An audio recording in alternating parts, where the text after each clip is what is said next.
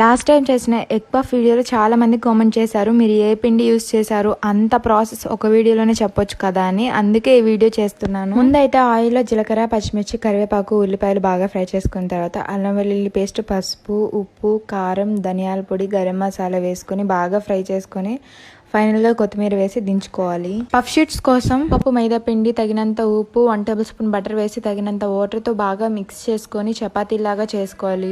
ఇలా చేసుకున్న చపాతీల్ని ఒకదాని మీద ఒకటి పెట్టుకుని వీడియోలో చూపిస్తున్న విధంగా పెద్ద చపాతీలాగా చేసి కట్ చేసుకోవాలి. పఫ్ షీట్స్ మీద ఆనియన్ కర్రీ, హాఫ్ ఎగ్ పెట్టుకొని వీడియోలో చూపిస్తున్న విధంగా పిండిని అప్లై చేసుకుంటూ ఫోల్డ్ చేసుకొని ఒక ప్లేట్లోకి తీసుకొని పెట్టుకోవాలి. అన్ని కూడా అందరి ఇంట్లో ఓవెన్ ఉండదని చెప్పి నేను ఈ ప్రాసెస్ లో చూపించాను.